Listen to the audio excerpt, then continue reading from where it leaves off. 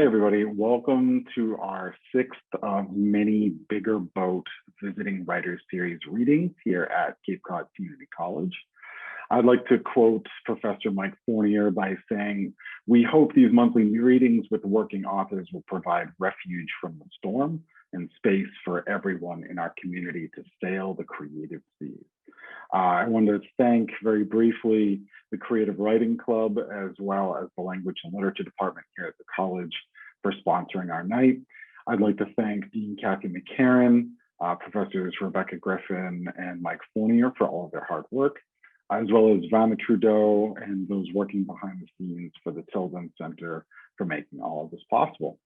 We're going to pull some tradition and start the night very quickly with asking a couple of trivia questions. These are loosely based on our featured poet, Paul Guest, but not entirely. So I want you to feel free to Google these answers. You're going to take your responses, you're going to put them into the chat, and the first two, hopefully students, to put their answers into the chat and send them to me, will receive a copy of his newest book of poetry, Because Everything is Terrible. Let me hold up a copy for you. Okay. So the first question, again, you feel free to Google these. This is the whole point. Paul currently lives in Charlottesville, Virginia. Which university is also located in Charlottesville, with its main campus designed originally by Thomas Jefferson himself? I'll ask that again. Send your message directly to me in the chat. Paul currently lives in Charlottesville, Virginia. Which university is also in Charlottesville, with its main campus designed by Thomas Jefferson himself? Feel free to filter those in. Google. What university is in Charlottesville, Virginia?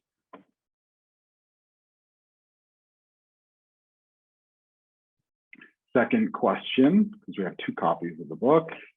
Paul is an alum of the University of Tennessee at Chattanooga. What is the name of the mascot for the University of Tennessee at Chattanooga? Let me repeat both of those questions. Please send your answers in the chat. Feel free to Google. Paul currently lives in Charlottesville, Virginia. Which university is also in Charlottesville, Virginia, with its main campus designed by Thomas Jefferson? Second question, Paul is an alum of the University of Tennessee, Chattanooga. What is the name of the mascot for the University of Tennessee at Chattanooga? Send those to me in the chat.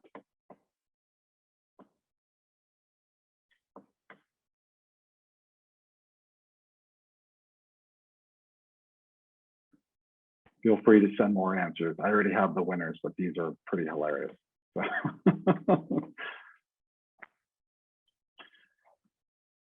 All right, moving along. We have tonight a wonderful guest student reader that will be presented by our very own Professor Rebecca Griffin. Rebecca.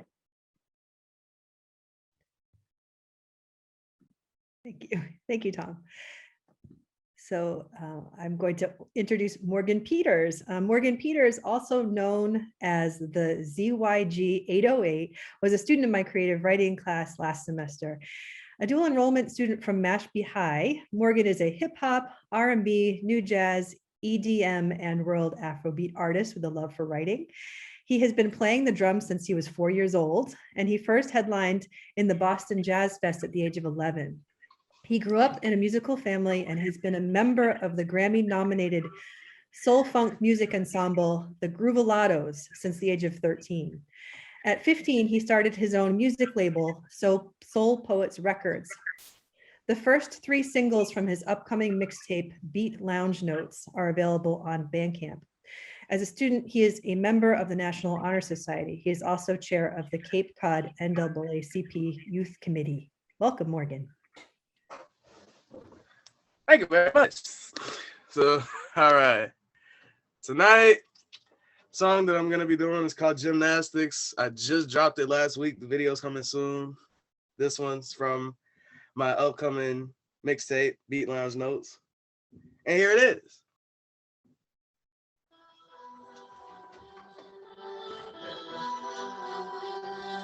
Yeah, TYG 808. All right.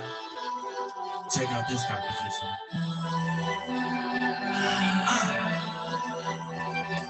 Y'all ready for this? Love this song, man. I love this.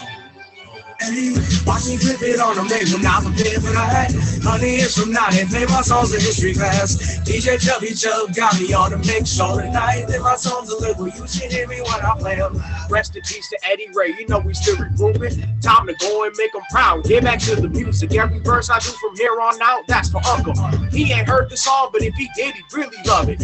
In the vocal booth, in the middle of a thunderstorm, getting new ideas every time I go to press record. Thankful for my family, they protect me like a ninja sword. Going up in flames like a glitch up in the circuit board. Watch me flip it on them, they will not prepare for that. 100 years from now, they play my songs in history class. DJ Chubby Chub got me on the mix show tonight. Then my songs deliver, you should hear me when I play them live. Want a copper chain? Maybe just get a building, accumulate the funds so that we can go and start a business. Make sure your product's tight and your partner's heads are right. I just started young because I want to be set for life. Yeah, laid in front of 48,000 heads in middle school. Gathering of nations, wasn't nervous, I was feeling cool. First I'm going on the road with the group of lottos. I'm a prodigy, I do not live in anybody's shadow. Watch me flip it on them, they will not prepare for that. 100 years from now, they play my songs in history class. DJ Chubby Chub got me on the mix show tonight. Then my songs deliver, you should hear me when I play them live. First time that y'all heard me singing when it really counted. Shout out to my homie Mac, cause he be on the ballot. For when I run for president in 2048. I'm just being funny, politics is not the way. I stay out the races, stealing clients from the racists. Have the whole world buying all the things I'm making. I'm talking about music, movies, TV shows, and clothing lines. This empire will be mine, less than 20 years time. Watch me flip it on them, they will not prepare for that. 100 years from now, they play my songs in history class. DJ Chubby Chub got me on the mix show tonight. Then my songs deliver, you should hear me when I play them live. 3 a.m. and I'm still working, haven't slept yet. Still hear the music in my head, so I can't rest. When I hit the streets, I want to hear my name ringing. It's the last verse, so I gotta hit them with that singing. I'm so grateful that I lived to see another day. Just a few more months and then it's time for me to graduate on a winning streak, and I'm not gonna stop. That's because I got my music in the Roger drop. Watch me flip it on them, they will not prepare for that. 100 years from now, they play my songs in history class. DJ Chubby Chub got me on the mix show tonight. Then my songs deliver, you should hear me when I play them live. Thank you very much. My name is the ZYG 808, aka Morgan Peters. Thank you everybody for having me. Yeah. Hey, thank you, Morgan. That was awesome. That's on your mixtape, Beat Lounge Notes. People can get Beat it on Lounge there. Notes. Yeah. Awesome. Also, I see my dad and a few of my professors are in the audience. So yes, thank you all for coming. I see you, Professor Skelly and Professor Willits. Thank you, everybody. Oh, Professor Rapo's Professor Nell too. I forgot. Yes, thank you all. Thank you, Morgan. Turn things over to Tom Schaefer to introduce our guest, our speaker for tonight. I love how talented our students are. This place is fantastic. Thank you, Morgan, very much for coming tonight. I want to introduce now to you our featured poet for the evening, Paul Guest.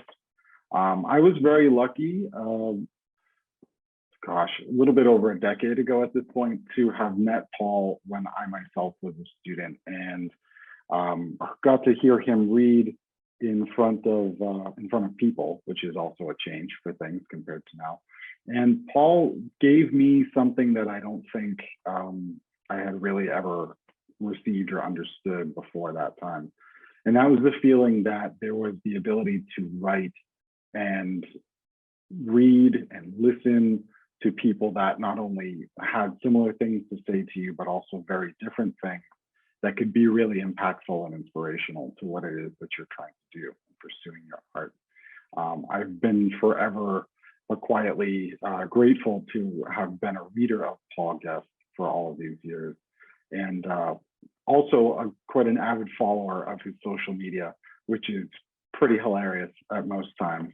So if you ever get the chance, look up Paul on social media. You can find his social media links at his website, paulmguest.com. Paul is the author of 4 collections of poetry, most recently Because Everything is Terrible, and a memoir titled One More Theory About Happiness. His writing has appeared in such magazines and places as Poetry, the Paris Review, Tin House, Slate, the New England Review, the Southern Review, the Kenyon Review, Plowshares, and numerous other fantastic places. A Guggenheim Fellow and Whiting Award winner, Paul currently lives in Charlottesville, Virginia. Please join me in welcoming the poet, Paul Guest.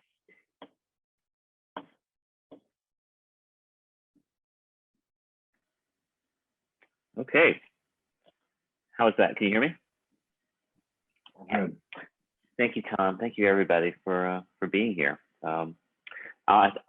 I know we're a year into this pandemic, but I think I'm still getting used to Zoom and all its oddness. So please bear with me. But thank you for being here. Let me bring up my poems, and I'll try to read some for you. All right.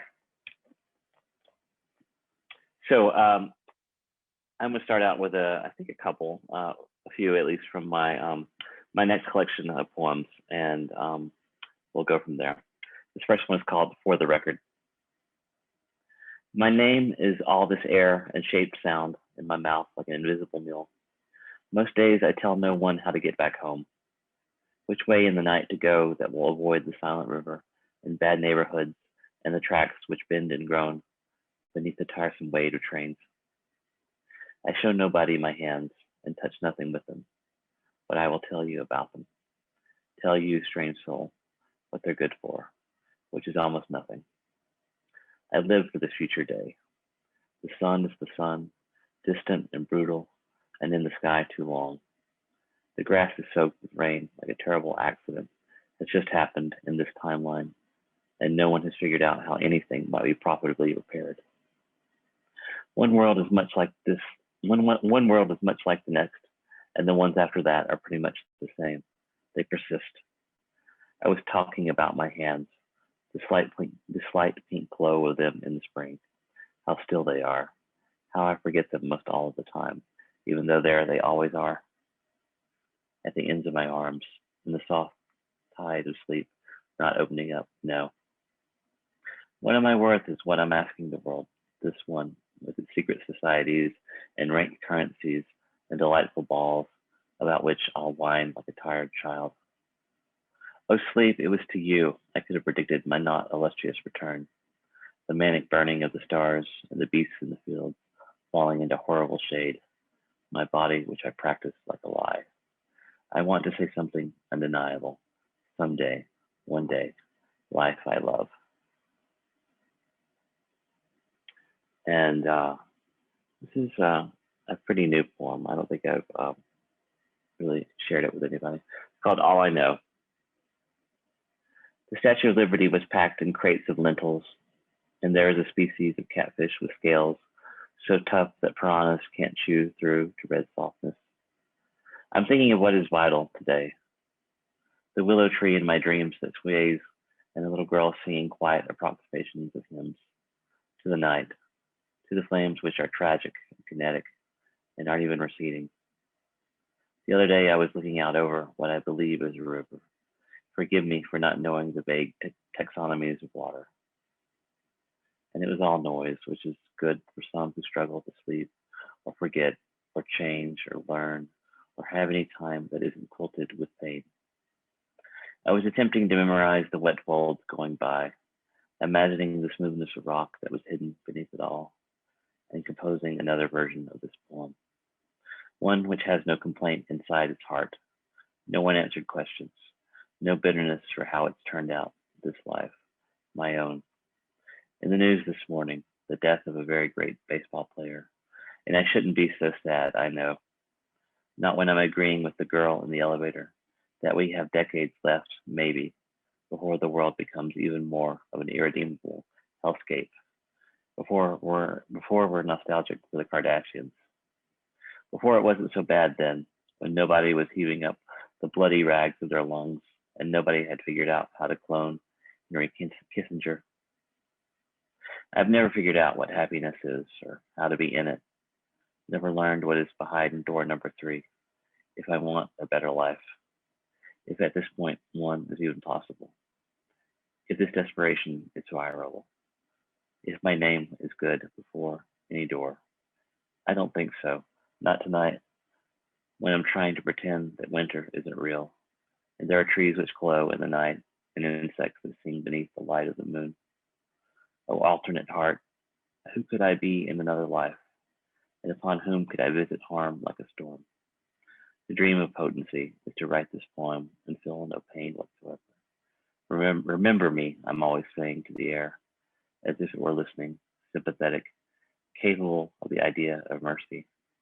One summer I taught myself how to announce in Latin to the world that I wanted nothing at all, when in truth I was desperate to be heard, understood, loved, my name a warm memory. There was the wind in the ocean, and in it there were whales that lowed in the darkness, like the onset collapse. There was this dark will, and what could I say about my name and what hurt? And this poem is the title poem of my next book. It's called Testimonial. It's difficult to care much for so much death. Look, my side aches more than all the days I am should ache. But here I am in this fried air, and the melody is Beyonce. In an hour, it will be time to go do this job nobody cares for. Not the manatee whose flesh was razored open by a cheap boat's propeller. What ruin. It's amazing the sky. It's amazing the sea exists at all. That in it are any radiant fish. I want to apologize to them, but what a stupid thing. The other night in the news were images of birds dying in a sick heap, dead in feathered circles atop black sand and island rock. Watching the footage, I thought how the filmmakers obey a prime directive of sorts, saying nothing, never interfering, no injections that glow and gloss. This morning I was singing an old song from a past life in which I was alarming and vast, and my politics were just depressing. Since then, the raw dawn is at him. I'm wondering why any of us keep on. Out on the warm ocean is an island of plastic refuse, the size of Texas, and that is way beyond anything that feels real. My favorite show was canceled. Nobody was watching, besides me. I glowed before it like a mirror. I woke up thinking about dead lawyers and scarred antagonists. What it means to invest one's whole heart in a fiction. I am telling you the truth. I am telling you a secret, a holy thing, a spell, a password. I love you. Knock, knock. Who is there? And I've been writing poems for the years since 1986, when I was 12 years old and I broke my neck in a bicycle accident. And I think I'll read 2 tonight, but this one is for the year 2000, which when I was growing up was always kind of a magical science fiction style year. I remember always thinking that by the year 2000, we would have flying cars and anti-gravity machines and the like.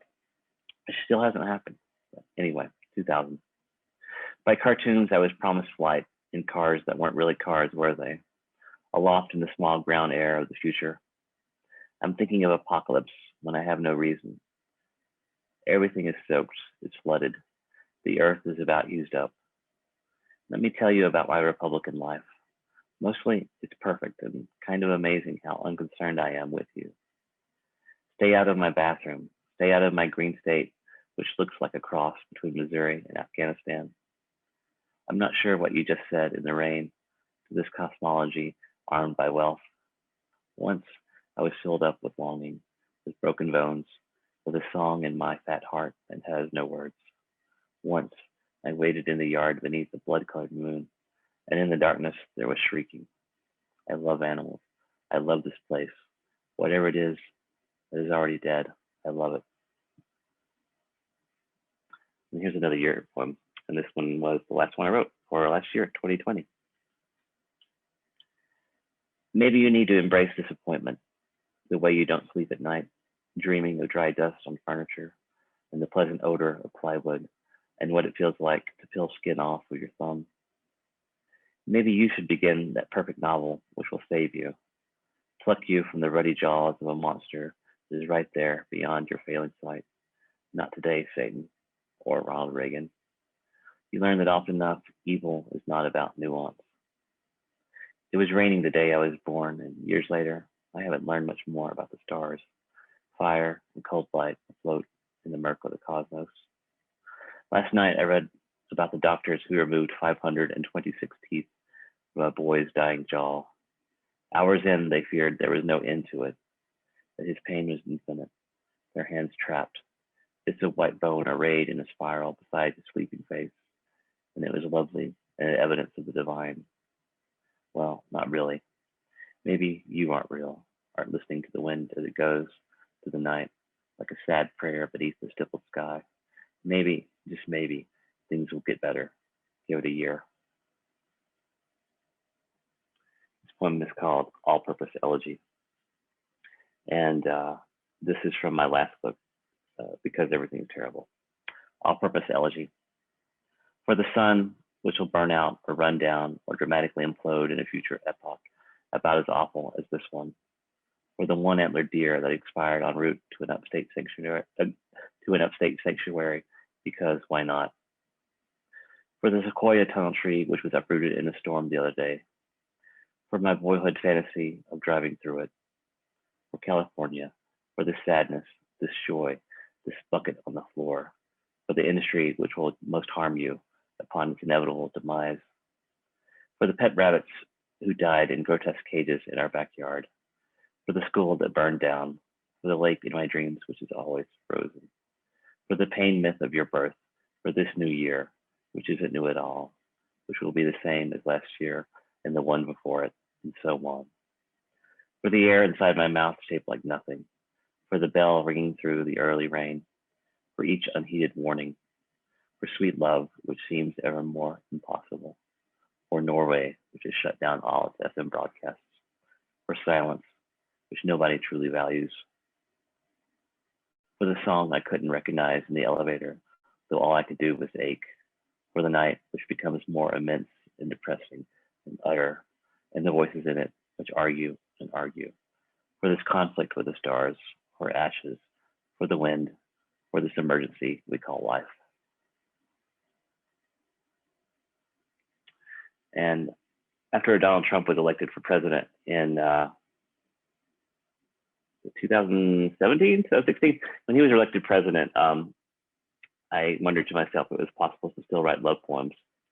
And so I decided to try to write one. This is called Post-Factual Love Poem. I'm thinking of the boiling sea and the dream in which all the fish were singing. I want to wake up with my heart not aching like death, but I'm always falling into terror. I'm a good person. I grieve to appropriate degrees. I mourn this season, this moment. I mourn for the polar bear drifting out of history on a wedge of melting ice, for the donut shop which reached an end yesterday after decades and decades. I'm thinking of the light at dawn, of the woman in Alabama who ordered 6 songbirds from a catalog because she was lonely or heartbroken. I'm thinking of the 4 that came dead in the box, mangled, of the 2 that are missing. I want to tell you they were spotted in the humid air, moving above a mall. I want to tell you a story about the time leaves fell from the trees all at once. I'm thinking of cataclysm. More than anything, I want to tell you this. I want to disappear in the night. I want the night to vanish from memory. I want to tell you how this happened. And this goes back to my second book. And it takes its title from an Otis Redding song called These Arms of Mine. Let's promise never to love like the octopus, floating in darkness and jellied ink, its beak the only hardness it knows. And though I can't imagine how it helps matters, in the 8-armed midst of its mating, a limb will often fall away from the body, by ecstasy amputated to the silt. All morning I failed to find why, but no one fails to mention that death soon follows all this armlessness. Fascinating, but a mess. Imagine if each time we kissed my ear fell off, if the morning was not so much for brushing the fog of the night from the mouth, but reassembly. You might go out into the day with my bad ankle. I'd never hear the end of it. What would there be to talk about except that we were falling apart and too soon, and how dull it's all become, this entropy, this shedding, this habit of the cephalopod no one can explain. Maybe it's like the threatened sea cucumber averting its guts to leave less to hunger's hunger. Maybe 8 arms was 1 arm too many to bear in the alien instant of that inscrutable love. That I would understand, that I could recognize in the mirror of my skin, in yours, there in the crushing depths of the night. There we'd find each other like exotic gods, our hands manifold, our fingers infinite, well, almost. Soon, the subtraction, the severing, silence like a wave. And I think for this poem, I think I need to maybe gloss one thing, and that's I referenced Cthulhu in the first line. Cthulhu was a monster in the writings of the early 20th century horror writer H.P. Lovecraft. And I think he's kind of a terrible writer, but he was important to my friends growing up in junior high. And it was only a few years ago that I finally opened him up and discovered kind of how bad he was and also how racist. But anyway, I mentioned Cthulhu in this first line. It's called Elegy for the Lumbering Monster. Vaya con Cthulhu is what I always say in moments like these, though it tends toward wasted sentiment in the best of Missouri ways. And anyway, I'm struck by your end, your unremarked end, your ragged demise, and I wonder if you have even been informed that all your shambling power is gone, that nobody thinks of you anymore. Abject lips of terror pinging about in the catacombs of the heart. From your cheaply adorned sarcophagus, a word which means flesh eating, you stumbled out as though you were in no hurry, except to make your listless plaintive hymn. And this was supposed to be an eternal horror, but to us now, you're plucky more than evil, determined in a way that Americans can never get enough of, zombified in the brine of our own apocalyptic zeal. I wonder if you understand your fallen place, now that all our beasts, our lives are dead, our sprinting succubi have broken away, aerobic, clawing at the subcompact in wild reverse, the steering wheel slick with undetermined blood, the tires smoking sickly on the black ribbon of asphalt, which I cannot help but remind you is made of other dead beasts, the allosaur, the brachiosaur, the suddenly wiped out for reasons we don't know, and so are fascinated, imagining the black horizon's end. My own end is what we don't speak of, though in the marbled blindness of your eyes, it's easy to imagine, and I do, but away from me I run. My luck. And this is these 2 poems are from my third book. And earlier today, when I was meeting with Tom's class, I mentioned how in my third book it was kind of a challenge to myself to see how often I could get away with telling outright lies in that book. And these next 2 poems are both filled with untruths and also lots of truth. So that was a fun book. My luck. That day I spilled my milk with crossed fingers didn't make sense, but the tears did, even though the laws of science insist there's no sense in mourning waste. At least I think it's science, but it could be philosophy. In school, I hated all of that.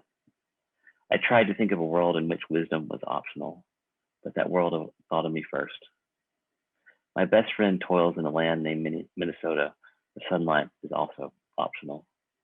A long time ago, everyone attempted not to weep or blaspheme or run screaming into the scarred arms of the past, waiting in official gloom like an abusive lover. And though I wasn't there, the day was relentlessly pleasant, and not many died unless it was an option they'd been considering for a long time. And what I mean to say is that I'm capable of truth. You might doubt the veracity of all this. So many times I've lied my way into your beds and back out again. It isn't funny, except it's hilarious and painful and exhausting and cathartic and untrue all at once, a metaphysical hernia. I'm not sure why I'm here or how the air can seem to scald everyone in plain sight. So I wait out the days with impatience, playing games of chance I'm not certain I fully grasp, or even enjoy, distracted as I am by the mutter of rust, the mule of rescued kittens, the sky broken by blunt starlight. My mock scale dream. In my neoprene monster skin, in my faux city stormy with hellfire, in my broken down dollhouse, in my bed that sleeps my toe, in my souvenir sombrero, in that noontime shade badly needed, in my die-cast Corvette, cherry red, sun bright, comet fast, in that shrunken hour I cannot hold on to, in that dwindled dawn, beneath that ancient sapling, beneath that cobbled sky, beneath those wheeling stars, addled by light, always by light. Let me go. Allow me the democratic darkness and my pillow over my morning face. Give me that. Give me your face, whoever you are, forever perfected stranger. Your skin and my skin, my monster skin, my time by the river tiresomely returned to, and the slurred water going by, no music at all. Before all things immense, before that water, like night in which I dropped my watch, or was it a stone warm in my hand, or the sun's adumbrations, or nothing at all. That hunger you tried to cure. I am saying directly this painful, pain thing. I'm saying it will not last. My fist from my mouth, plugging up. This hole, this endless, this always, this never. And I'm going to close with this poem. And it's the last poem in my last book. And once again, thank you guys. I've really enjoyed it. So this poem is called Eros Poetica. Always bad form to announce this is a poem. I'm not sure why. As if the few of us who'll ever read these lines might think it anything else. A letter to a dying monarch, a guide to constructing something without discernible parts, like love. Here I am waiting on the night to press up against the world as though all stillness were fitness, or practice for your arrival, for your body, for the sum of all your cells, the billions which you are. This is a poem. So is your hair in the night, your hair in this composed night. Bad form, bad manners, bad rhetoric to say some simple thing like, the sunset glows red. The moon burns with a light stolen from the sun. In thinking of you, all else fails the test of artifice. No longer is there any use in pretending one thing is another. I am so tired of metaphor. Whether our souls are eternal shades or functions of biology, I want you. Whether your heart is a knot of muscle beneath your ribs and the modesty of your breasts, whether it is a fragile vase in which you have carried all your life here to me from a river which even now is shining. Thank you, guys.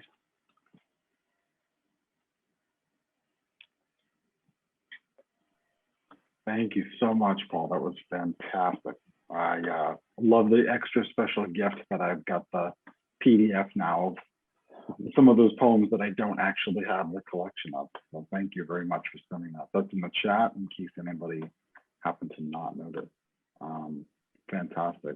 Now is the portion where we are going to do a little bit of our Q&A. If anybody has any questions, commentary, like to talk to Paul about any of his work, ask him some questions about his work, the writing process, please feel free to filter that into the chat. You can send me those questions and I can talk to Paul and send them off to Paul.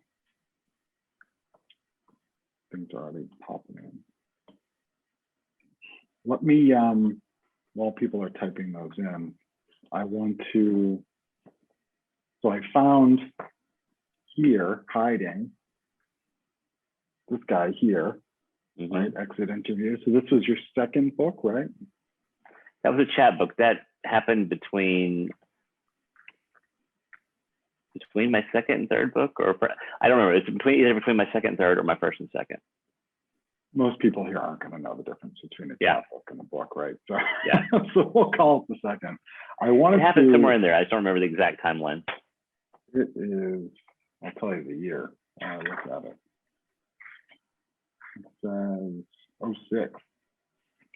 So it happened between my second and third book. So we're talking 15 years. Okay, so when I picked up this book, which was the first of your books that I had picked up, I had read basically a voice that told me it was okay to be able to write some of the things that I was writing and wanted to continue to write, right? So there's some really funny lines that are stuck in between some of these poems. There's some really interesting, and so if it's okay with you for a quick second, I want to just read like 2 or 3 of these lines and then ask a question. Okay. So in Apologia, the beginning starts, it says, the homework swallowed the dog, and I left my burdened wallet in my other life, in my other car, which is a Soyuz, Russian in only the ways that matter. And I just, every time I read it, I give a really good hearty chuckle. So I wanted to ask you, where do you kind of get the, where did it come from to sort of have the guts to say in poetry it was okay to have funny moments? I think even though I started writing poetry when I was 17, and I think I had always wanted to be a writer, even though I didn't really know what it meant. And when I started writing poems, I think I stumbled into that, and it made sense to me. It felt like something I loved doing. But what I quickly found out as I was reading more and more, that I found a lot of poetry kind of dull and over serious, and often it didn't exactly, at least to my understanding or my experience of it at the time, it didn't always speak to me in the ways that I wanted to be spoken to. And so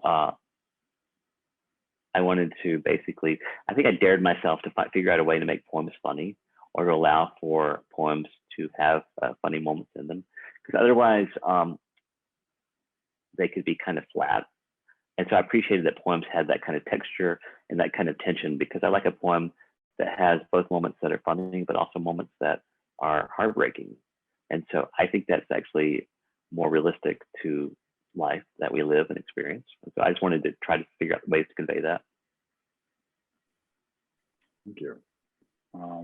Professor Rebecca Griffin would like to ask, do you have a philosophy about what political poems should do, or an approach to humanizing political poetry?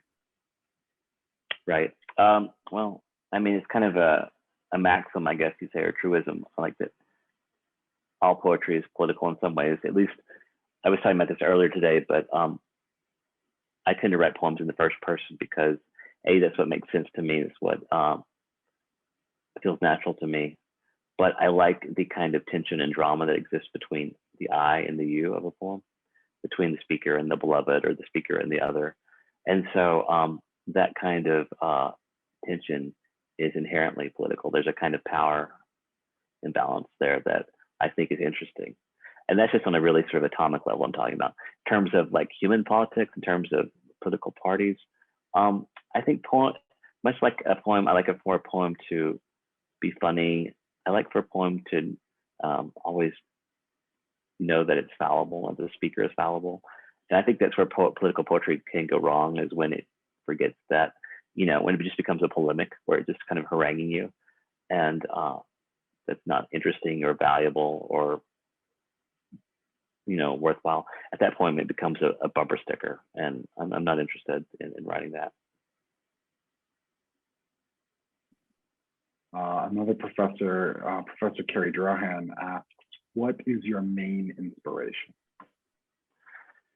My main inspiration is probably boredom, self-loathing, I think, I don't know. I mean, often I'm joking about self-loathing, but a lot of times I write to entertain myself. And so when, in the summertime, it's really great to have, the time off and whatnot. But what I find is that I end up just like watching Netflix, all summer long and not getting much of anything done. So I find when I'm busy that I'm more productive. And when I'm busy, I'm usually busy with like things that are inherently kind of dull or deadening or boring. And so poems are a way to kind of like chase that away and keep my mind sharp and my heart kind of engaged with the world. One of our students, Tara Vino, asks, how many years did it take to get your first book published? 12 years, I think. I was 29 when it was published, and I started writing poems when I was 17. I mean, I guess but when I first started sending it out, maybe 3 years, I guess. I was sending it out for maybe 3 years, I think. Part of that process is like sitting on it and like sending it out and hashing it. And I went to graduate school, and often a lot of people will take the thesis that they write for their master's degree and try to publish that. My master's thesis was okay, but I don't know where it's at, and I would hate for someone to find it. It's probably in the library where I went to school. But I left and got a job teaching at the University of Alabama, and I think I completely rewrote it. I think maybe I used maybe 1 or 2 poems from my master's thesis in my first book. So it was probably 3 or 4 years after I graduated that I was able to. It was 3 years after I graduated from my master's program that I was able to publish my first book.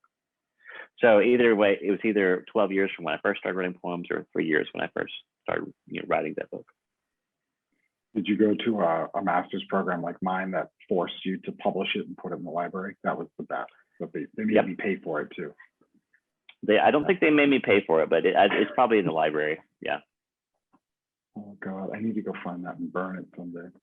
Yeah, we should just go. I went to Southern Illinois, and you were in Bowling Green. That was in Ohio, right? We should go on a road trip to the Midwest. No, it's not the cool one. Yeah. The cool Bowling Green's in Kentucky. It's got the Corvette museum. I was up in the middle of nowhere. Yeah. Which one was the massacre? Which one was the Bowling Green massacre at? Oh God, I don't know, man. I teach English. I don't remember that stuff. It was Kellyanne Conway, one of Trump's advisors, one time referred to in a press conference as the Bowling Green massacre, and so I never knew which it was, Kentucky or Ohio. So sounds like my thesis defense, the Bowling Green massacre. Sorry, terrible one-liners. Sky Green is asking, what was? Oh God, this is going to be painful. What was your most prolific period of creativity thus far? And what was the major motivation or inspiration that propelled that time period? My most prolific period was kind of insane. I wrote my first book, my third book, in about 5 weeks, I think. It was just kind of crazy. I was writing, I'm not, if I get, one poem, back when I was first started writing poems, I would get, maybe 1 poem a week. And that was really, I was hot then. And now I'm about like one poem a month. I feel like it is about right for me. But during that period where I was writing my third book, I was writing like multiple poems a week. I think there were even a few days where I wrote, and people will talk about this and it just seems insane to me, but they'll say like, oh, I wrote 3 poems in a day. I'm like, how? But I think I had a few times where I wrote 2 poems in a day during that book. So in the space of about 4 or 5 weeks, I wrote probably 30, 40 poems. Unbelievable. And I think, so was the inspiration sort of like, was it pressure? What was it? Was it just the poems kind of like followed each other? George W. Bush was president. That was back when he was, and he drove me so insane that I think it was just the agitation and irritation that I felt like I was just sort of constantly kind of raw and scalded, and just I think also I was unemployed and poor. there's all kind and single, and so just about everything that could go wrong with the world was wrong in that moment. So it was, and normally I don't believe you need pain or suffering to create art, but it happened in that case. It was kind of like a terrible perfect storm happening all at once. And its middle initial was W.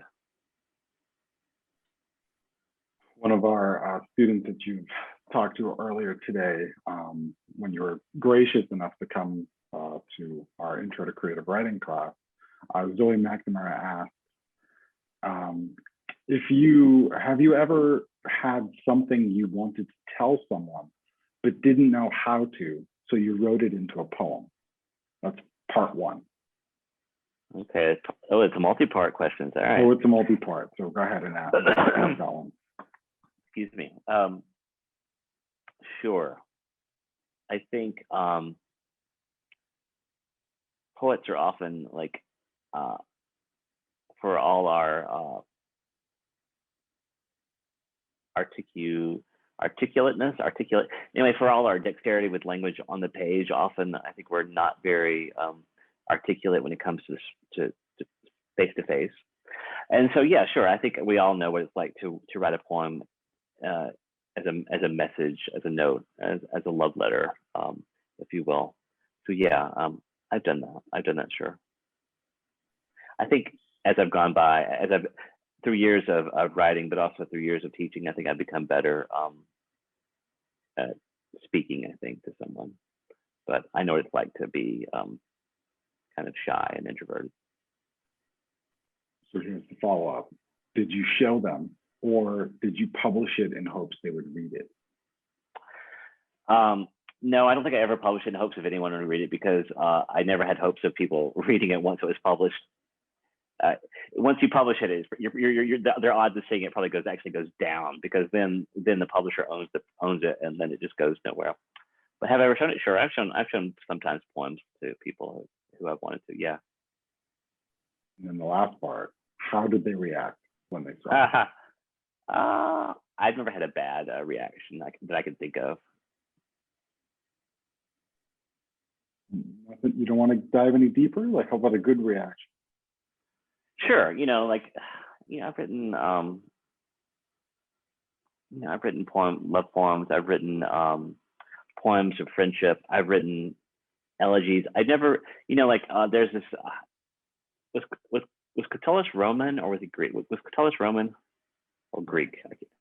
So, Catullus wrote all these great poems of basically just tearing some, wrote poems to his enemies, and poems, they were basically, the motivating factor was like basically his dissatisfaction or anger or jealousy or whatever.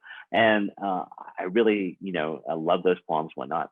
But I've never been a poet or a person who was motivated by that. Often I feel like actually that stops up that impulse or that ability to speak. So I think I've mostly written poems with that were going to be received well. I don't think I've been able to write the poems that were, negative in affect. Smart man. Dean Kathy McCarran wants you to know that your poetry is stunning, and asks, what kind of advice can you give students who would like to make a career as a writer? Well, the easy one is to read a lot, and that's true. But I think it's also important to write a lot, because the more you write, you'll never be good if you're not bad first. And so, and people often, understandably, they have a fear to write too much, or they have a fear to set those words out on the page. But until you do, that idea is going to be stuck in your side like a thorn, And so you've got to pull it out and get it out of you. And so, as important as reading a lot is, I think writing a lot is actually important, because you're basically you learn by doing. I think when it comes to poetry, I think poetry is strangely a physical thing. It's based on repetition. Basically, it's like, it's basically like, strengthening a muscle. The more you do it, the better you get. And so I think for students who want to pursue lives as writers, I think you just have to basically commit. If it's something that you have to do, do it. And if it's something you don't have to do, then don't do it, because oftentimes it's not a very rewarding life. You're certainly, not going to, unless you're, Stephen King or J.K. Rowling or something, you're not going to necessarily, go home rich at the end of the day. So it needs to be something that you want to do and that you have to do and that you love to do. Otherwise, do something else. To kind of like piggyback off of that, earlier you had said, after you had written your memoir, it had taken you some time after writing that to kind of get back into the mode of writing poetry, right? Yeah. It's one of those things where like flexing the muscles and taking the time to work on it. And particularly for you, I think you had mentioned, that you've got sort of this focus on, I'm writing a memoir, I'm not writing poetry now, and vice versa, right? So it had taken you, well, I think, what did you say, almost like a year or 2 years to really get back into the poetry, to feel like you were writing good poetry again? About a year, yeah. Because not only was I exhausted when I finished the memoir, like my brain was just like pudding at that point, because writing prose wasn't a thing that was natural to me. And so it was really difficult to me. And so, but in those preceding 3 years that I'd been working on the memoir, didn't really write poems much at all. And when I got finished, and I spent a while just sort of decompressing, and then I finally felt like I was ready to try writing poems again. It took about a year to get a poem out of me that felt like wasn't clumsy or rusty.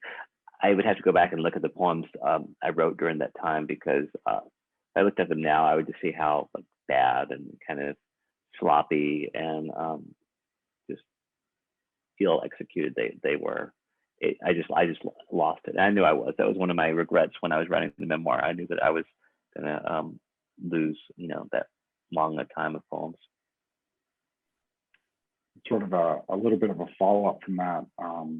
Tara asks, do you think positive emotions inspire more poetry than negative emotions, or vice versa? I think it really depends on the person, because everybody has different reacts in response to different emotions. For me, I think often it's when I'm in a good place emotionally that I'm more productive. But that's just true for me. I know people who it's the opposite. When things are going well and they feel good about themselves and the world, it's hard for them to create. So I think it's really an individual thing. And then the last question, so we can say goodbye after this one. Mike wants to know if you remember the name of the best vegan restaurant in Chattanooga, Tennessee. I think did you say it was Sluggo's or something? Is that right, Mike? Yeah. Sluggo's. Okay, so I don't know that, but we talked about that before we all came into the room here. So Sluggo's, I'll have to check it out next. Because of COVID, I haven't been. My family is all back there now still, and I haven't been back in a year or more. So next time there, we'll have to see what's up with that.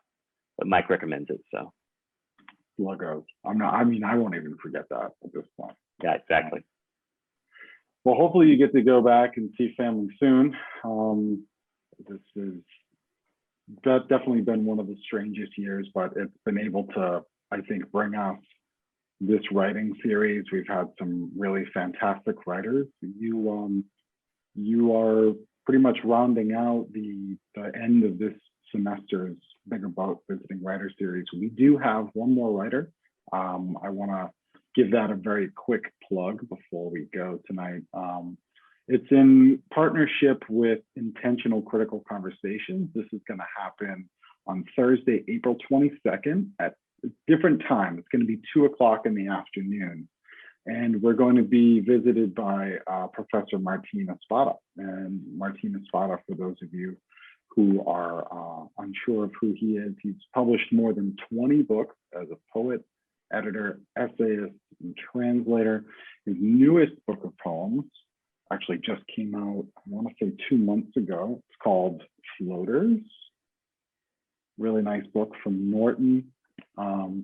He has other books called, Vivas, To Those Who Have Failed, The Trouble Ball, The Republic of Poetry, Alabanza. He's the editor of What Saves Us, Poems of Empathy and Outrage in the Age of Trump. He's received the unbelievably esteemed Ruth Lilly Poetry Prize, the Shelley Memorial Award, the Robert Creeley Award. So we're going to be very lucky to have him on April 22nd at 2 o'clock in the afternoon. So everybody keep your eyes out for that invitation. I want to thank you all again for attending. I definitely want to thank again our guest, Paul Guest, to come and read for us tonight. It's been fantastic having you all day, and I really appreciate your time. Thank you, Paul. Well, thank you for inviting me. All right. Everybody have a great night. Be safe. We'll see you soon.